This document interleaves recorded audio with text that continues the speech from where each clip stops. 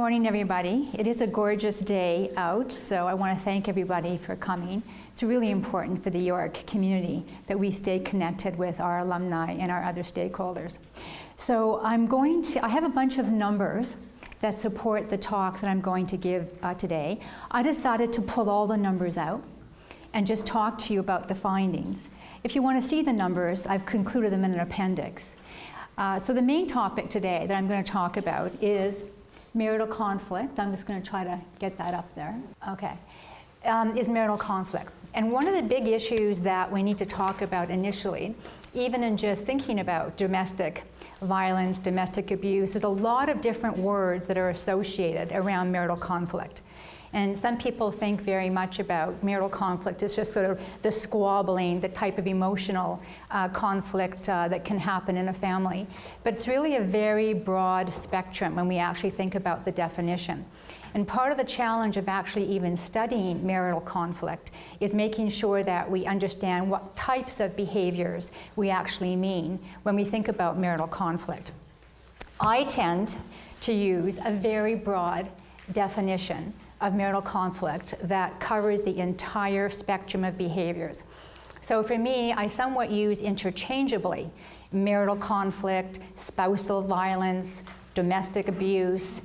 However, having said that, because I think it's really important for us to understand that there is a broad continuum of behaviors, it's also really important to understand the differences between some types of behaviors, not only when it comes to prevalence, but also when it comes to really trying to understand the etiology or the major factors that help us explain those different kinds of behaviors, and therefore what we would need to do in order to actually address those particular behaviors. And so that leads me to a concern about the limits of the data. And I'm going to draw on a few different kinds of data sets today, because in order to really understand different kinds of aggression between partners in the family, different kinds of data sets really let you do that better than other types of data sets. And I'll talk a little bit about those data sets in a moment, but certain types of approaches, like large canvas surveys of the population, those are much better for getting at what's referred to as common couple violence. Other types of much more severe abuse, sometimes even called intimate terrorism, it doesn't lend itself as well to broad surveys for a number of obvious reasons. People are less reluctant to actually acknowledge or admit that kind of behavior, but also the percentage of those cases in the population is lower. And so you'd have to indeed survey a very large number of couples before you might actually find enough of those cases to really allow yourself to be able to analyze them well. So I start by putting up just a picture, a couple of pictures of people. And I have a reason for doing this, of putting this up. All of these people have been directly, intimately affected in their lives by abuse between spouses. And before you think that Bill Clinton and Hillary have been kind of, involved with domestic violence, that's not the case with Bill Clinton. But Bill Clinton's stepfather was abusive towards his mother. And that had, if you've ever listened to some of Bill Clinton talk about this topic, it had a very profound impact on his life. And so a very important thing to remember around domestic abuse, so conflict that's happening between either legally married or common law couples, is that the impact extends beyond just the two of them. It has an impact on the entire family, an impact on the children. And in fact, when we get to the factors that are related to marital conflict, you will see the strong impact of prior socialization, of actually growing up in a family where that kind of behavior is occurring. But the other reason why I put this up is because I think it's very important that we understand that people want to believe that the family is a safe place. We have the expectation that families ought to be the safe place, a safe haven, that no matter how crummy the day is going, that you can come back to your family and you can have an expectation that there you are going to be nurtured, cared for, and so forth. And when you have that kind of expectation, when behavior happens, when we hear about these famous stories of the rich and famous of abuse occurring, there's a very strong tendency to start thinking, well, that kind of behavior is somebody else's problem. You know, it's a problem of kind of crazy rich and famous people who are involved with drugs, or it's a problem with very poor families. And people do that in part because if it's somebody else's problem, then you kind of can distance yourself from that situation. But if I can invite you for a moment to look around the room, the fact is that most statistics, most surveys that are done suggest that, in Canada at least 6% of the population of couples have experienced abuse or aggression, at least in the family, and I'll differentiate those two in a moment. In my study, it was as high as 9%. So 1 in 10 in my survey of couples in Canada reported some type of aggressive behavior. I'm not even talking about the emotional aggressive name calling. So, you know, how many of us are in this room? Well, you know, some of us in this room will undoubtedly have had some type of experience with this behavior. And I want to really focus on that because of the importance of whose responsibility it is for us in terms of a shared responsibility of actually dealing with and addressing the issues of marital conflict and creating a healthy society. So what I want to start off with is just to let you know a little bit about the data I'm going to be using today. Prevalence studies are very challenging. So I've actually pulled together 4 different sets of data in order to try to give a bit of a stronger, more comprehensive overview of what we could draw on. We have now, we've been doing for the last 13 years in Canada, an annual report on family violence. And that annual report tends to draw on 2 main sets of data. It tends to draw on the cases that are actually reported to the police. So we have criminal stats data that is pulled out on domestic violence, or domestic abuse, when the police are actually called and intervene. We also have the general social survey on victimization, which is run periodically, and that is self-reported. So people are asked in that survey if they want to actually report either having been a perpetrator or being a victim of particular abuse. And then there are a number of different actual surveys that are done by people like myself, by researchers in the area. And I've done work both in Russia, and you might ask why Russia, and I could chat about that, but I've done work in Russia. And then I've done, most recently, this past year in 2012, I had a survey done of couples across Canada. So I'm going to be drawing on all 4 those particular information. The oldest survey here is the 1995 Russian survey, but it's amazing how this behavior does not change hugely over time. For example, all the statistics in Canada has been stable since 2004. So the percentages now in 2011, which was the most recent, are very similar to the 2004. Change does not happen quickly in this area. So this is a pause for a moment on common couple violence and intimate violence, intimate terrorism that I want to differentiate. And it's important to understand this differentiation because it's at the root of some theoretical arguments about what really explains this behavior. And I'll talk a little bit about family conflict theorists in a moment versus feminist theorists. But partly the explanation of the weight to those different theories happens to be because they're actually talking about different kinds of behavior. So you have intimate terrorism violence where there is very severe, controlling, manipulative abuse against a partner, which dominates against women. Then there's common couple violence, where all the surveys done in the States, in Canada, my own data, show that women and men are at least as likely to engage in common couple violence. Now, and a piece always to remember on that is that surveys don't lend themselves well to the order in which things happen. And so even if you observe that women acknowledge that they have, kicked or pushed or slapped or whatever, unless you're actually doing a more qualitative, focused interview with them, you don't know for sure whether or not they're responding to aggression or whether or not they were the first precipitant. It's a bit of a challenge. But overall, I do want to emphasize that women, independent of self-defense, do engage fairly heavily in common couple violence.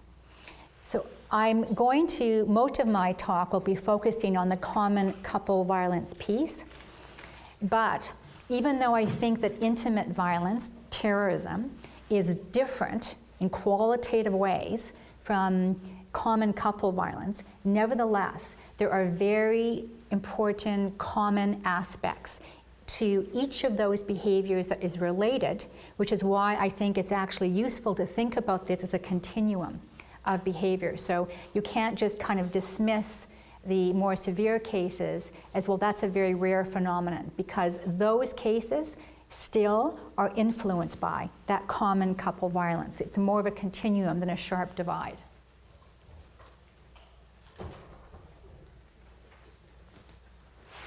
Let's just talk for a moment a little bit about prevalence. So there's two major, very reliable sets of, they'll always be underreporting, always. So this is actually, you have to remember, just the data that's actually reported. The two major sources of data is that victimization survey that's done, the General Social Survey by Stats Canada, and then there's crime statistics.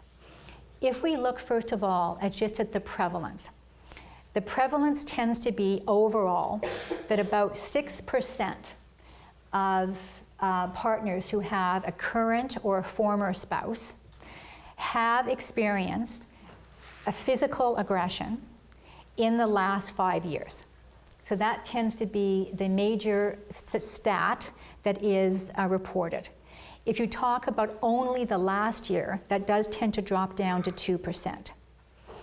What is quite striking is that if you actually compare and divide people who say whether or not they've been abused by a former spouse who they still have contact with versus their current spouse, it's much higher amongst current spouses. So it really gives you a sense about the risk of staying in contact with a former spouse, because the risk is much higher. And that tells you something about the power dynamic that's likely functioning between former spouses when women actually leave, for example.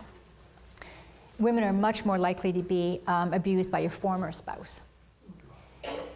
The emotional and financial, which I'm not going to be talking about very much today because it would just be too long of a presentation, and there are some very important differences between emotional abuse and physical, sexual abuse on the other hand. But I just wanted to mention to you, it's a much higher percentage. So even though not everybody is actually getting involved with physically expressing their frustration and their aggression through, actually kicking, pushing, grabbing, beating, using weapons. It might be surprising that in Canada there would be anybody who'd be using weapons, but in fact, you get that as well. I don't mean guns necessarily, but a variety of weapons. So that's all I'm referring to, but just so that you know, on the emotional abuse and the financial abuse, so withholding money, for example, that's a much higher percentage. Prevalence there is around 17 to 20% report that level of type of abuse. What's really important is that we, as I said, notwithstanding the caveat about not knowing what's self-defense and who's the first striker, nevertheless, all of these, the General Social Survey shows that men and women report very similar levels of actually participating in aggression against their spouse. What is perhaps a little bit disconcerting is that it's much more common amongst young people. And so, we spend a great deal of time studying conjugal violence, domestic violence, especially through the 70s, 80s, and 90s. So partly associated with the second wave of the women's movement in the 70s. A great deal of attention started being paid to marital conflict, marital violence. And it kind of peaked in the 70s, the 80s, to some extent even throughout the 90s. Since then, a great deal of attention started to turn towards sexual assault. And so to some extent, I don't know if you just even reflect on how often you actually hear in your everyday lives, on the news or whatever, in the paper, just about the prevalence of wife abuse. It does not have, or husband abuse, it does not have the same level of public attention as it used to in the 90s.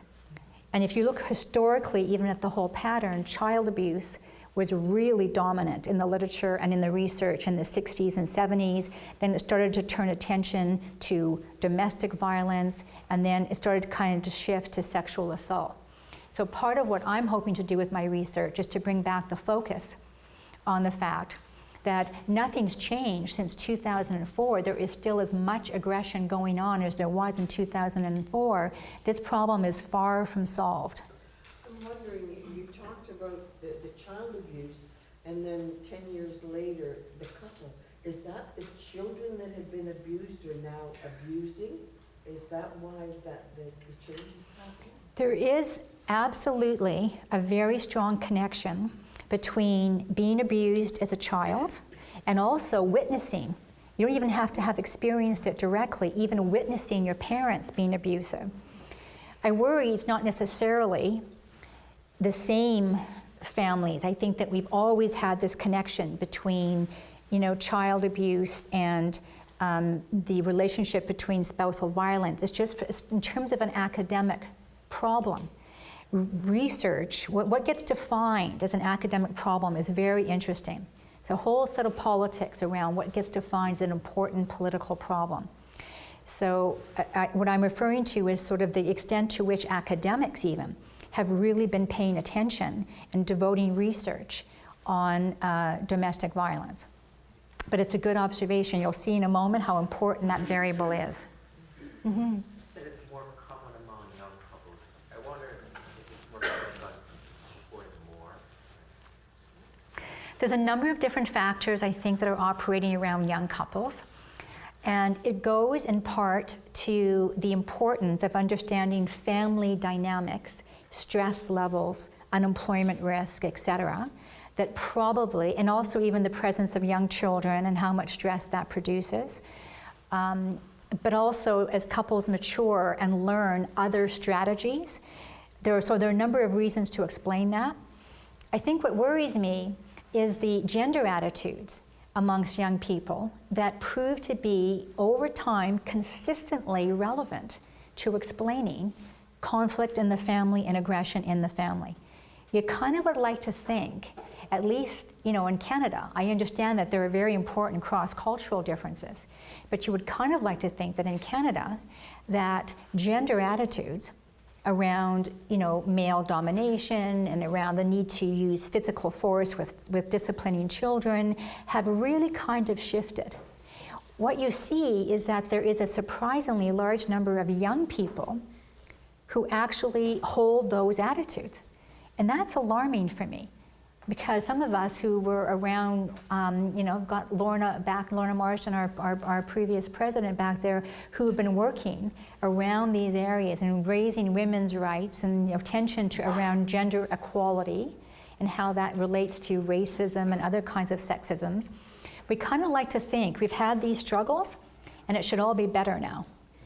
But it's not all better now. You get these recurring patterns that continue to occur around how we think about domestic violence, around sexual assault. It is still very prevalent in this society. Yes? Isn't it perhaps something to do with the atmosphere of entitlement that a lot of the young people were brought up to? I think it's a really important point that you're talking about, because to the extent that young people, and I'm not actually really critical of young people in this, because there was a time, even when I went to school, I like to make that, if you worked hard and you got A grades, you know that you were going to be able to get a job in almost any field that you wanted. You were not worrying about unemployment. You were maybe worrying about unemployment if you didn't go to university. Now, and people got a job and they tended to stay in that job. Now the pattern for young people before they settle is maybe 6 to 7 jobs. So my sympathies are with those young people.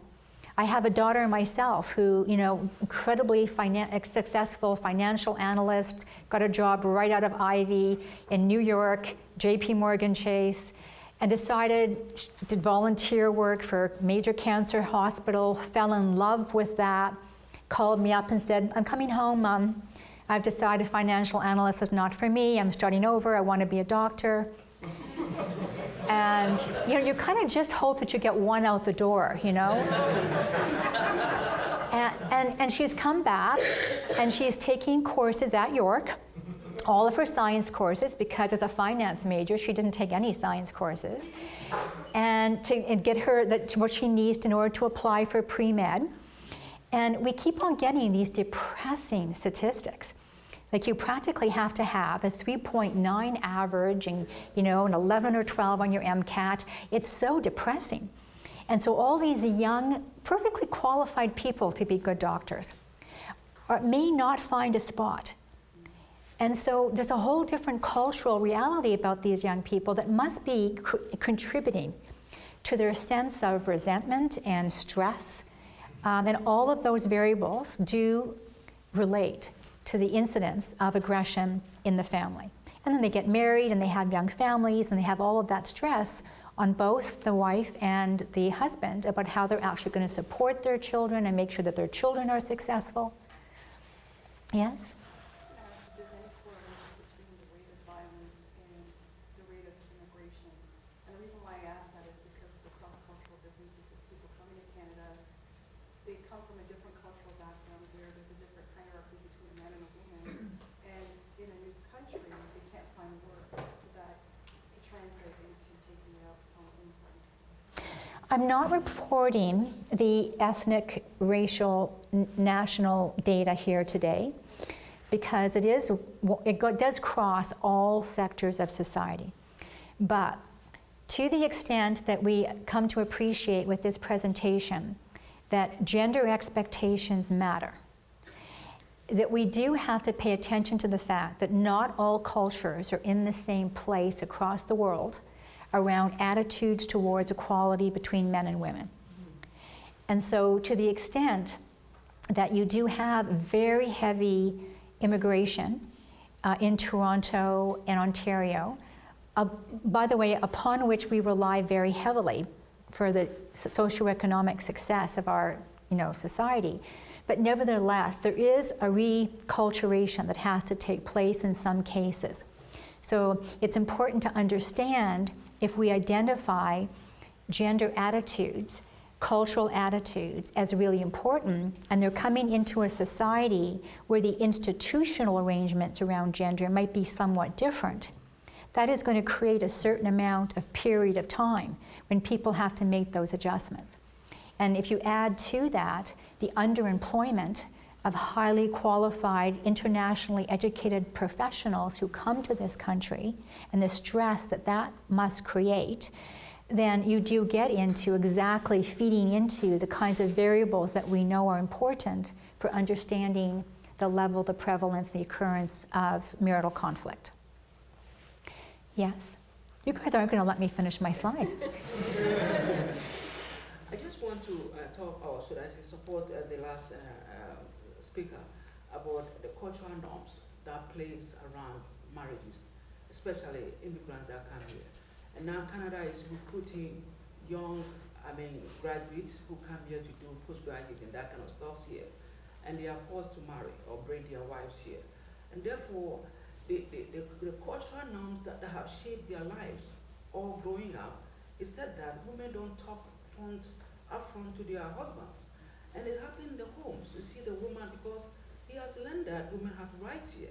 So he stands out against the husband. And this creates friction. And fuel the aspect of, aggression. Because the man's image and that kind of is downgraded in such a way that if he's to go back, he can't fit in society there. So this is where sometimes the aggression start to, germinate. I think it's very important for us to understand that, not to excuse it. No. And I know you don't mean that, but to understand that dynamic, because the other factor that's relevant is, generally speaking, it's not true for all areas, but generally speaking, women, internationally educated women, tend to integrate into the Canadian society faster in many occupations than the men.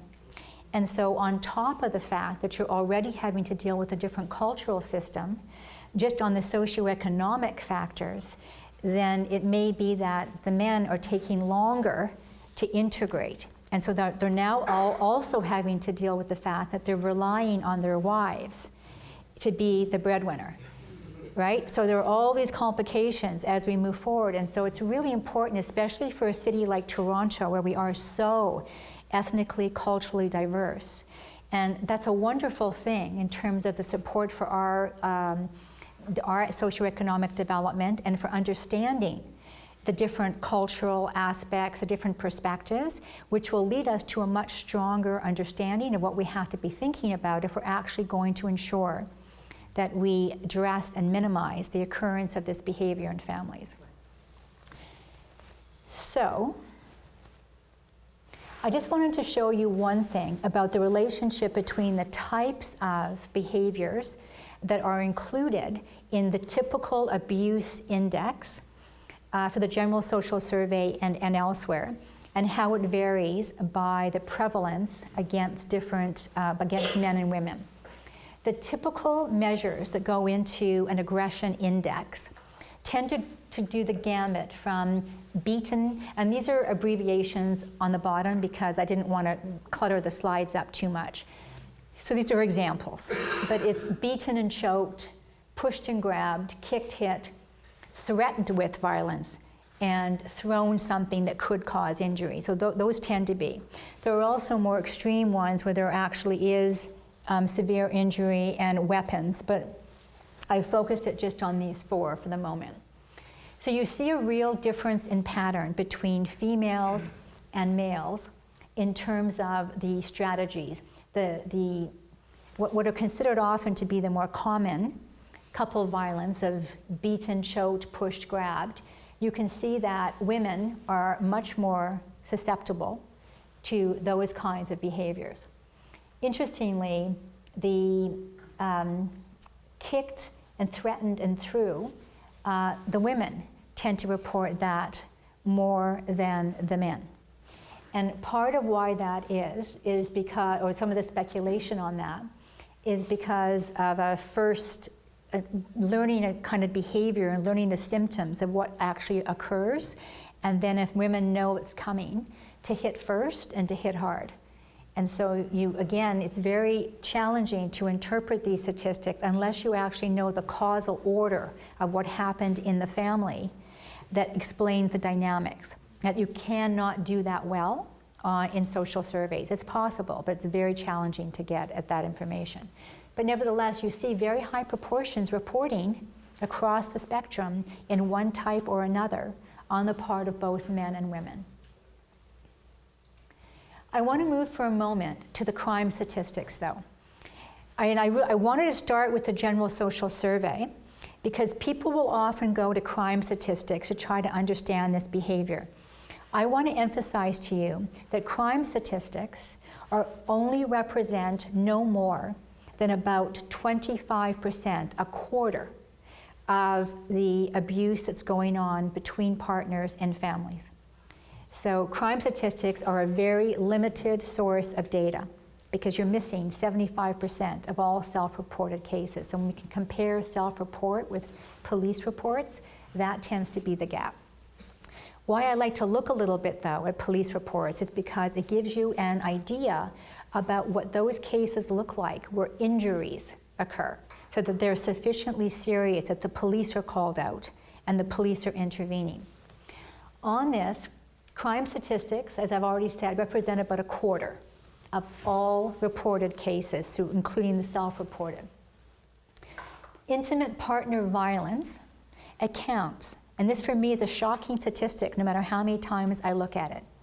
Intimate partner violence accounts for 1/4 of all violent crimes reported to the police. Like, that's gigantic. That is a huge proportion. The rate in 2011 was 341 victims for every 100,000. And let me remind you, this is not all self-reported. This is just the cases that came to the attention of the police. That's 97,000, almost 100,000 individuals in 2011 had the police involved. It was sufficiently serious in their marital conflict situation that it had risen to that level. Yes. Across Canada, you're saying? Across Canada. Yes. 80% of those are women. And this is what I want to emphasize to you, that although the basic surveys and the general social survey on self-reporting tends to come up with very equal numbers of men and women, that is not true for the crime statistics. So for the crime statistics of those who actually experience injury, by far the majority of those are women. So even if women are kicking or pushing, the chances that they're actually hurting, and I'm not justifying that, somehow better because, there's no injury involved, but I want to give you a sense of the different severity that's occurring between men and women in these crime statistics. And if, going back to my earlier point, well, this is somebody else's problem. In my own survey, when we got into the more challenging questions, a number of respondents replied back, we don't do that. We don't do that in our family. And I don't doubt that that's true. I think that there are families who don't do it and would find the whole behavior completely unacceptable. But the issue is a problem for everybody because we're spending $7.4 billion on dealing with couples who are experiencing domestic violence.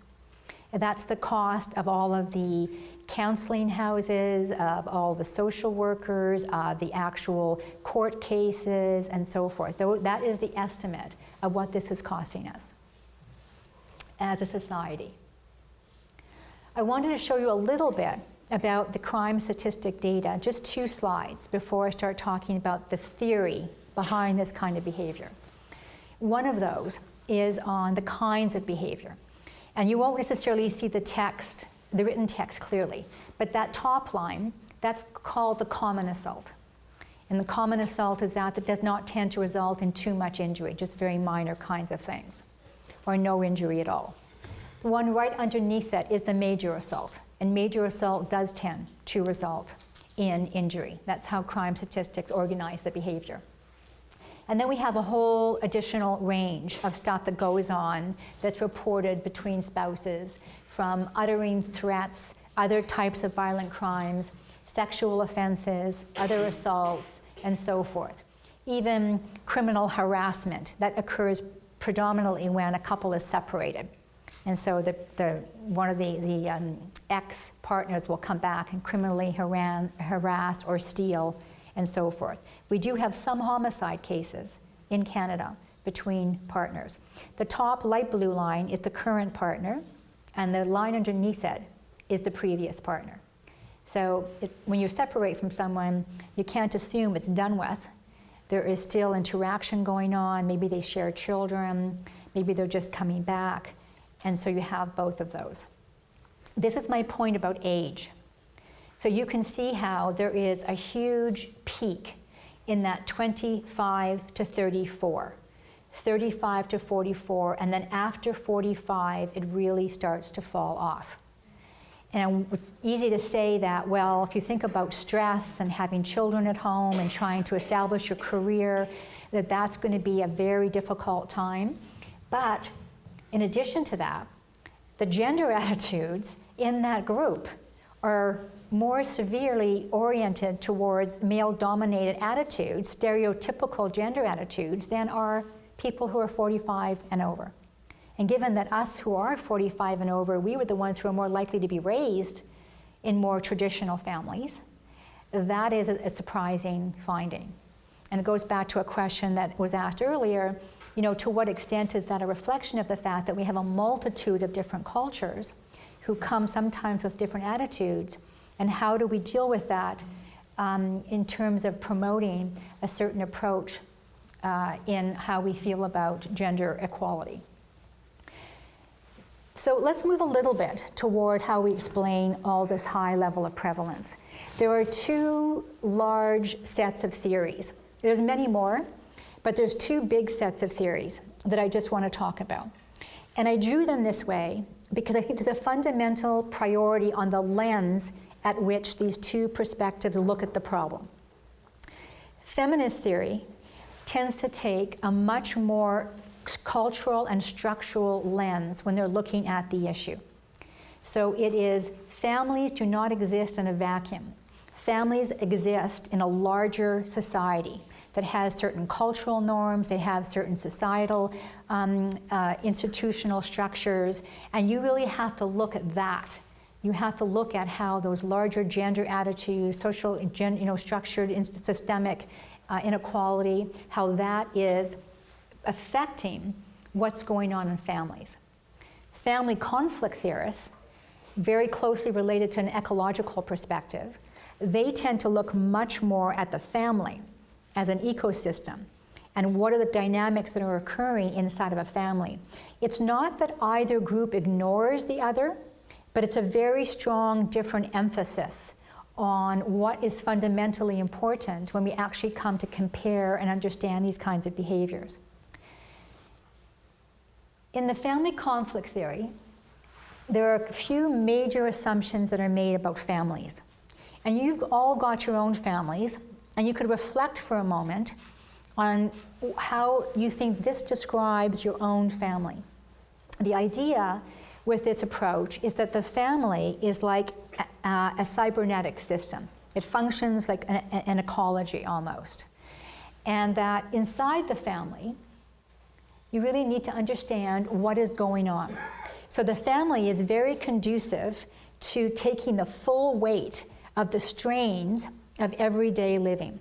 You know your family members the best, you know their soft spots, you know that if you get angry at them, they're probably going to love you anyhow. So there's something very specific about a family dynamic that you have to understand in connection with this behavior. A lot of those strains, though, of everyday interaction really do generate a great deal of conflict. Conflict about children, conflict about money, conflict about sexual relations. So there's a lot of expectations on the family. You know, I said, I don't even know how any family actually manages not to have any aggression, because the amount of expectations we have on families, is pretty high. They're the haven. In families, two major kinds of loopbacks are considered to be very important. Whether or not there's positive feedback that actually encourages aggression, but also whether or not there's an absence of negative feedback that would increase conflict and the propensity for violence. Some families might go in and they have a propensity. Maybe they have prior socialization, maybe they have cultural attitudes, but there could be negative feedbacks operating that counteract that. But if you have a family dynamic that has both positive feedback and the absence of any negative feedback, that gets into a very challenging situation. Moreover, a family can be going along functioning for quite some period of time, but then if you add to that specific precipitants of violence, it kind of just pushes those families over the edge. There is a tremendous amount of data that actually supports the family conflict theorists. And earlier on, the feminist theorists, especially the radical feminist theorists, they were very critical of this approach. More recently, there's been an understanding that we had to think about how these theories come together. But originally, they were quite critical of this. And also, they were quite critical of the surveys done by Murray Strauss and others in the States that showed, that the data showed that both men and women engage in aggressive behavior. But they do both. And sometimes women are the precipitants, and men are not engaging in a particular family. The feminist perspective took a bit of a larger cultural and structural attitude on the whole issue. the main point is that families function within sexist societies. And the sexist societies in which they function have not only norms, so there's not only cultural attitudes, but in fact, there's institutions that produce structured gender inequality. And that external environment of cultural attitudes about gender equality, about systemic discrimination against women, that is what's essentially crucial for understanding what goes on inside the family. So they start with a kind of an external lens and move in. And it's not just about gender equality. Feminists have also argued that male-dominated societies, that culture of male domination, also is more likely than a female-dominated culture to condone aggression. So they start characterizing examples of male-dominated societies in terms of how aggression is condoned and actually encouraged. So then understanding abuse in the family or violence really becomes understanding it as part of a system of coercive controls that predominantly men use against women. And let me just ask you a little bit of a question in the audience. And I'll reflect for a moment and share with you my own husband and myself. We're both sociologists by training.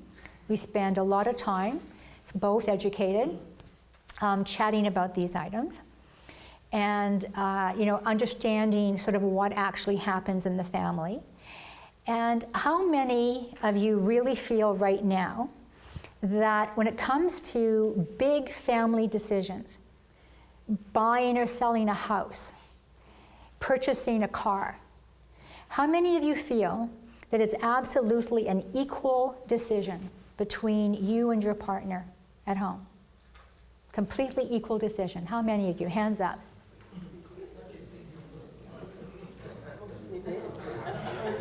My son-in-law is in the audience today with his mother.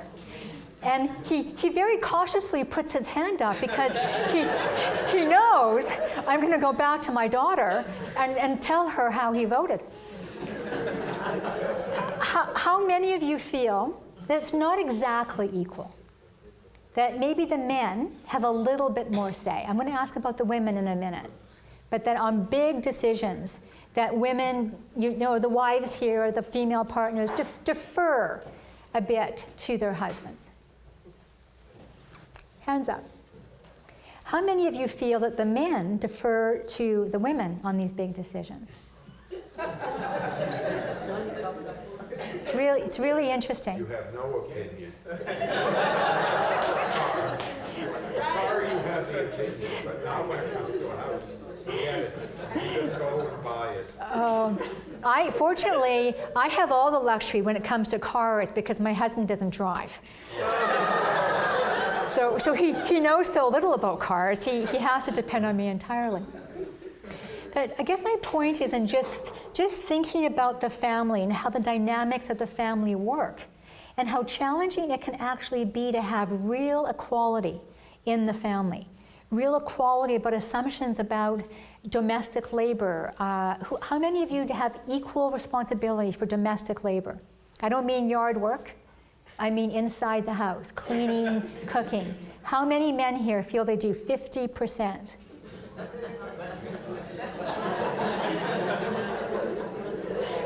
I don't trust your hand at all, Ben. Yes? Yes. I was just asking the question, if you speak about domestic work inside the house, you cannot exclude the backyard work. No. And I was coming to that, but which is how many men still do the majority of the outside external yard work, etc. And here's a really important question. To what extent is childcare? Forget about housework. To what extent is childcare, for those of you who have children at home or thinking back on your family, had 50-50 responsibility for childcare? Okay. So, you know, we are not still completely egalitarian families. Moreover, society, frankly, doesn't make it easy for us to be completely egalitarian families. You know, I had a brother who stayed home to look after his 2 young children because it worked out better for them financially. And the criticism that he got from his colleagues about staying home to look after the babies, like, what are you doing? So we don't actually make it easy. And this is the, you know, the interaction that I want to talk about between the external society, our cultural attitudes, how society is structured, the inflexibility around flexible hours for work still that many of us have, how that interacts with the family dynamics that are happening. So just to finish off the feminist perspective, so the major argument then in how the feminist perspective brings that back down to the implications for the family is arguing that the family, therefore, is one institution along with our other institutions, the political institution, the economic institution, the religious institution. It's one institution that reinforces and also replicates sexism, a sexist society, because after all, we are the ones training and socializing our children. And primary socialization, which happens for young children, is much more powerful than secondary socialization, which they might get.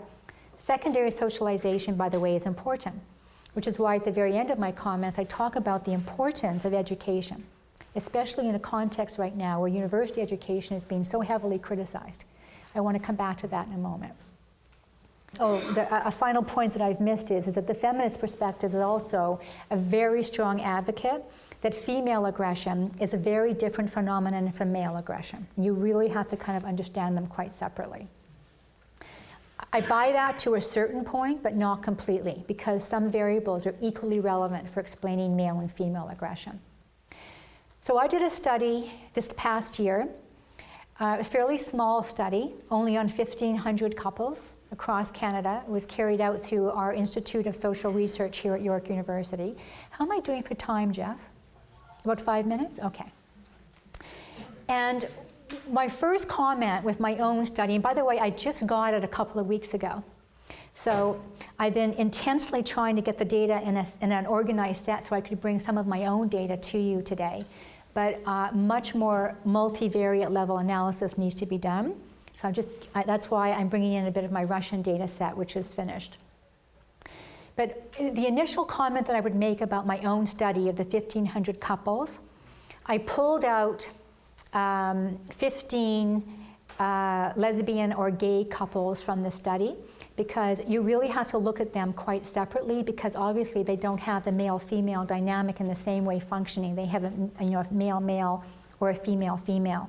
So I'm looking at that group separately. But I think they're a really interesting group to look at in comparing the differences between heterosexual couples and lesbian gay couples. So they're going to be a separate little paper that I want to work on. It's a very small group, but they're really interesting to look at. So the data that I'm talking to you about right now are the other 1,520 heterosexual couples. There was a tremendous amount of support for the family conflict perspective. The number of individual variables that predicted variation in abusive behavior was quite amazing. And I pulled out from this the emotional abuse index. This is only the physical sexual index that I'm looking at right now. So they have witnessed the really important factors that influence the behavior. They've witnessed aggression by their parents.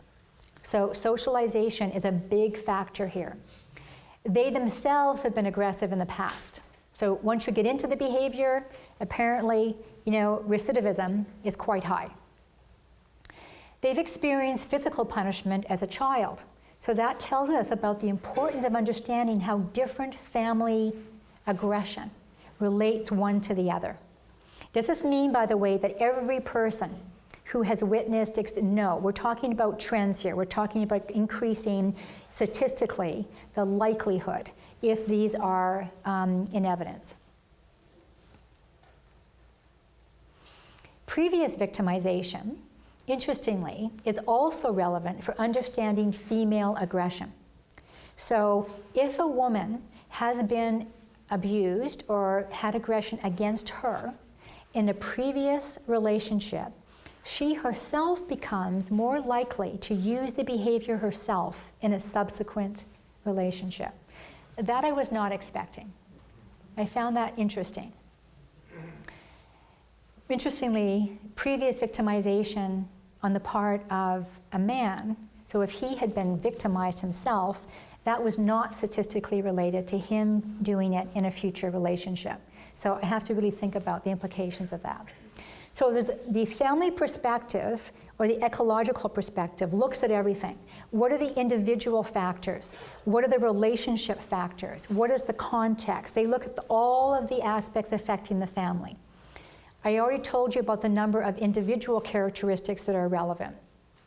Similarly, there were many common relationship variables that were important. Satisfaction with partner actually matters, and whether or not you're prepared to use aggression with them. You might be less surprised that quarreling would be related because, of high levels of conflict, high levels of quarreling. But I wasn't necessarily assuming that just satisfaction with partner would be associated with this behavior. If you've discussed separation, if you're down that path of already having discussions about separation or divorce, that was associated with conflict. Quality of the relationship is important. So we have a whole group in my study who reported good on all of this. That's a reassuring piece. They're happy with their spouse. I'm talking reporting 9 or 10. I find that pretty impressive. I won't ask you how many of you would report 9 or 10 right now while you're sitting with your partner. Something to think about. Quarreling, quality of the relationship. There are some people who do report really high on those. High quality, high satisfaction, minimum quarreling. And we need to look at that group and understand how they got there. Because that group who doesn't have any of those, they do not use physical aggression. But it was surprising to me about how little of a combination of these variables resulted in at least one physical episode in a household. So this stuff really matters in the family, especially if there's stress. Factors that were unique to men in determining aggression, so the male respondents, was an overall perception of how well they thought their life was going. That was not significant for women, but for men it was. Gender attitudes was very important in explaining male aggression. It was not statistically significant for female, although I have to say in my Russian study it was relevant for both. But in this Canadian study, it was only relevant if men held gender stereotypical attitudes. The most common context or situational variables that predicted aggressive behavior, stress is a major precipitant. I wouldn't say it's a cause, but it precipitates in the presence of those other kinds of variables. People feeling tense and nervous.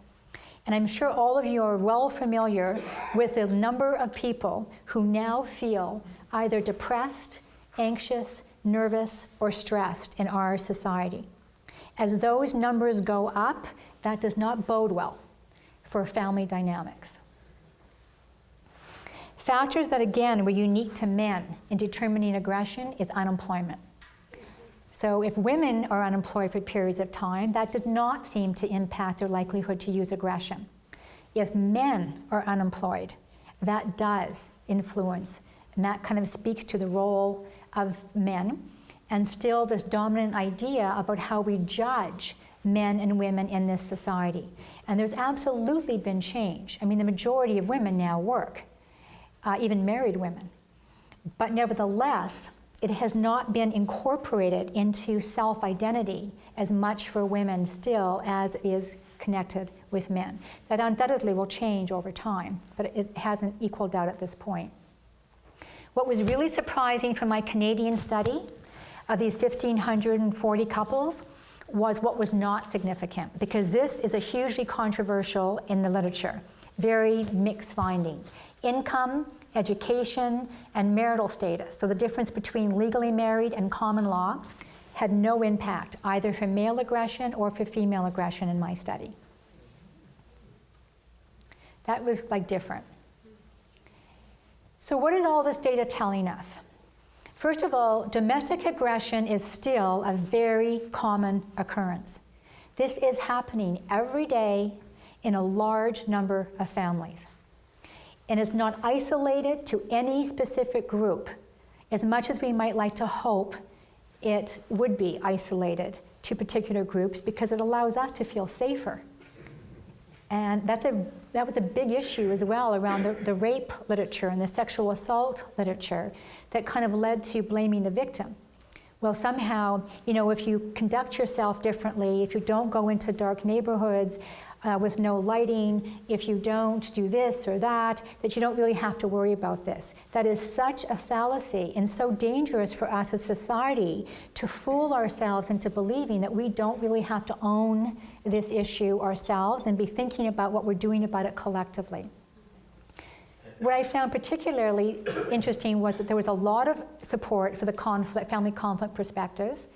I was really surprised by how little aggression in the family, how little of these variables, if they're present, can actually result, not necessarily in systemic aggression, but at least a single act or two. So it kind of makes me wonder, well, are we all just hovering, you know, where it doesn't take as much to push us over the edge? It's a question I sort of asked. How many of you in traffic have found yourselves swearing or giving, you know, an impolite symbol, you know, I mean, it's to complete strangers. Well, with all these dynamics happening in the family, it's a very interesting occurrence that it doesn't take a whole lot when these variables are present for a precipitant to push people over the edge. But we cannot ignore the feminist perspective either, and we really have to understand the relevance of the blend between these two. It's not only just relevant for intimate violence, men who really want to control women, predominantly. It's much more common in that direction. But feminism is also relevant for understanding common couple violence. And we know that because of the gender attitude was relevant even for explaining male aggression against women in common couple violence. We also know that it's more common amongst separated couples. So you have to ask yourself, what's the dynamic that's happening there?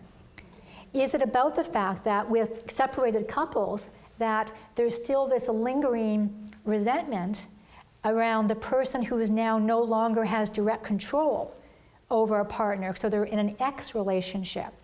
You have to kind of wonder about that and whether or not that's directly related to our attitudes about feminism and in male-dominated societies. Male unemployment is relevant. Well, why is not that the case for female unemployment? That's got to link back to our understanding about sexism and male-dominated societies and our expectations about what is important, what makes up the credibility for a man versus a woman. And even prior socialization is often considered to be a family conflict variable. But what caused the prior behavior in the first place? Like, you know, historically, it could well be that gender attitudes cause that behavior in the first place, and then it just becomes a cycle. So I think I'm running out of time, so I'm just going to let you know that in my Russian data set, which I think it's really important sometimes to compare different cultures. And I did this work in the late 1990s when Russia was going through, the Soviet Union transition to Russia was going through quite an interesting period of time. And I did multivariate analyses on this. So I found the smallest set of variables that explained the most amount of variation.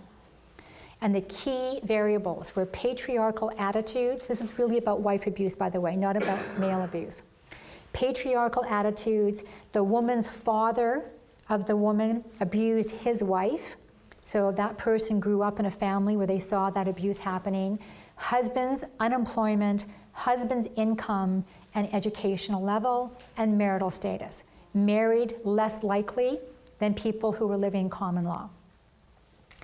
So my last slide is really on the implications of where we are with all of this, and I hope we've got a little bit of time for some final questions. But first of all, both theories are important. We do need to understand whether or not we're looking at common couple violence or intimate terrorism and how those two relate together. There are absolutely common elements to both of those types of behaviors.